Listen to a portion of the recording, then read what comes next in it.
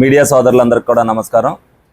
ఏదైతే వినికిడి సమస్యతో ఇబ్బంది పడుతున్నారో వాళ్ళందరూ కూడా అప్పుడప్పుడుగా మా ఆఫీస్కి వచ్చినప్పుడు వాళ్ళందరి దగ్గర కూడా ఫోన్ నెంబర్లు తీసుకుని వాళ్ళు ఎంతమంది వచ్చారనేది చూసుకున్న తర్వాత ఏదైతే ఏపీ వెల్ఫేర్ డిజబిలిటీ డిపార్ట్మెంట్ వారికి ఇంతమంది అప్లై చేశారు, మీకు అవి వచ్చినప్పుడు మాకు అందజేయమని చెప్పడం జరిగింది. దానిలో భాగంగానే ఈ రోజున హీరింగ్ ఎయిడ్స్ 17 మందికి మిషన్లో ఇవ్వటం జరిగింది.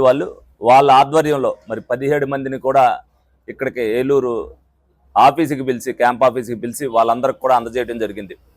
లోగట్నే ఏదైతే ట్రైసైకిళ్ళు వచ్చేసరికి ఎప్పటికప్పుడు వాళ్ళు ఇవ్వటం, అదేవిధంగా కొంతమంది మా దగ్గర ఉన్న డోనర్స్ కూడా ఇవ్వటం వల్ల ఎప్పుడైనా సరే ట్రైసైకిల్కి వచ్చిన వాళ్ళకి ఒకళ్ళిద్దరు అవ్వంతోటే వాళ్ళకి ఇచ్చేయడం జరుగుతుంది.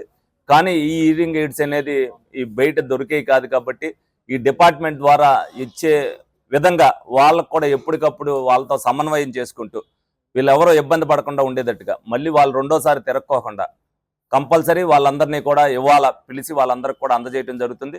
ప్రతి ఒక్కరు కూడా కూటమి ప్రభుత్వం అధికారంలోకి వచ్చిన తర్వాత చంద్రబాబు నాయుడు గారు, పవన్ కళ్యాణ్ గారు, లోకేష్ గారు ఏదైతే నిబద్ధతగా పనిచేయాలని చెప్పి ప్రతి ఒక్కరికి కూడా సూచించారో దానిలో భాగంగానే ఏలూరు నియోజకవర్గంలో కూటమిలో ఉన్న నాయకులందరూ కూడా ఎట్టి పరిస్థితుల్లో కూడా ఏదైతే సంక్షేమ విషయంలో కానీ అభివృద్ధి విషయంలో కానీ ప్రజలకు ఇబ్బంది పడుతున్నప్పుడు మన వల్ల ఏదైతే సాధ్యం అవుద్దో అది చేసే విషయంలో కానీ ఎప్పుడు కూడా ముందంజలో ఉంటున్నారు. ఈ సందర్భంగా కూటమి నాయకులందరినీ కూడా నేను అభినందిస్తున్నాను. ఏ సమస్య వచ్చినా సరే క్యాంప్ ఆఫీస్ తీసుకురావటం, వాళ్ళు నోట్ చేయటం, వాళ్ళ నెంబర్ నోట్ చేయించడం, దాన్ని ఫాలో అప్ చేసుకోవటంలో అందరూ కూడా కూటమి నాయకులు కూడా వచ్చినప్పుడు వాళ్ళందరినీ కూడా ఇక్కడ తీసుకొచ్చి సీఎంఆర్ఎఫ్ చెక్లు అవ్వచ్చు, ఇదే విధంగా ట్రైసైకిల్ అవ్వచ్చు, ఏదైనా వాళ్ళు ఇబ్బంది పడుతున్నారంటే వాళ్ళకి రేషన్ కార్డులకు సంబంధించి కానీ అన్నిటికి కూడా వాళ్ళు రావడం జరుగుతుంది.